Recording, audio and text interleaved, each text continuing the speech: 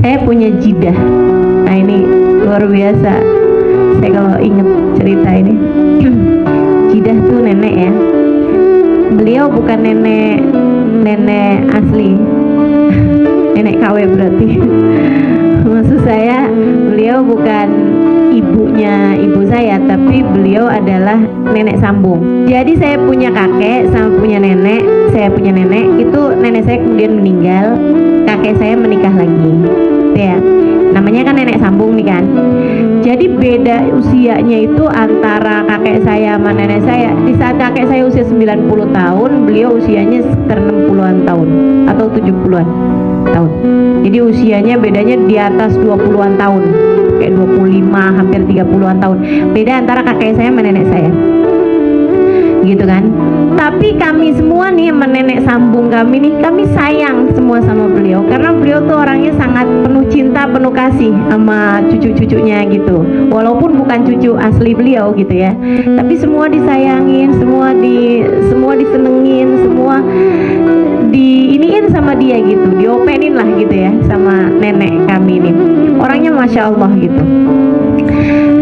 Terus beliau ini, kakek saya ini, alhamdulillah tuh teman-teman sekalian, sampai dengan usianya 90 tahun nggak punya sakit apa-apa, nggak darah tinggi, nggak kolesterol, asam urat, gula darah tuh nggak punya sama sekali. Jadi sehat sampai usia 90 tahunan, 91, 92 itu beliau masih suka naik sepeda pancal. Jadi kalau dengar saya datang tuh ke kampung gitu, itu beliau duluan nyampe ke rumah sebelum saya nyampe ke rumahnya kakek saya gitu. Cuman di usia 92, 93an tuh mulain beliau pikun. Nah itu kalau bisa dibilang sakit, satu-satunya sakit yang beliau alami gitu kan. Dan subhanallah, beliau orang sangat menyenangkan nih kakek saya ini ya. Dan saya nggak pernah lihat orang pikun lebih menyenangkan daripada kakek saya. Pikunnya itu seru gitu. Kadang-kadang nih ya, saya mau salaman gitu, adik saya mau salaman, terus beliau bilang gitu, maaf, saya lagi punya wudhu. Kan padahal cucunya ya nggak batal wudhunya. Masya Allah.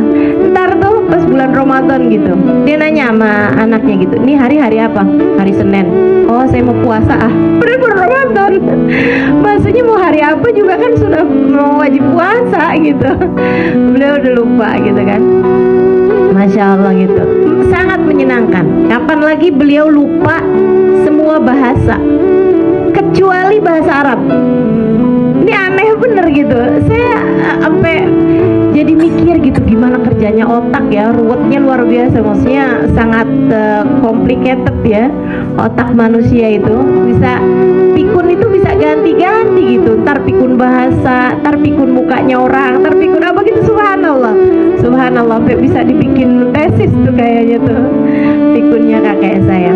Nah di saat beliau pikun itu usia 94an gitu ya, 95 tuh tambah inian pikunnya, tambah semakin menjadi-jadi gitu kan, sampai nggak inget siapa-siapa gitu.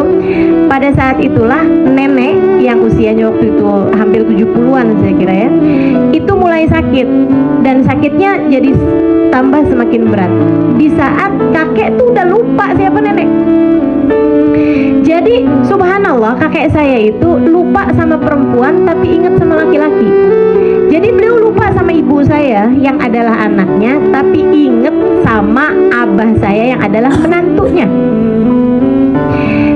Di saat istrinya sakit udah nggak berdaya, maksudnya udah di atas tempat tidur kena stroke. Itu beliau kerjaannya suka pergi ke rumah anaknya yang laki-laki, namanya uak saya ini ya, paman saya, namanya Abdurrahman.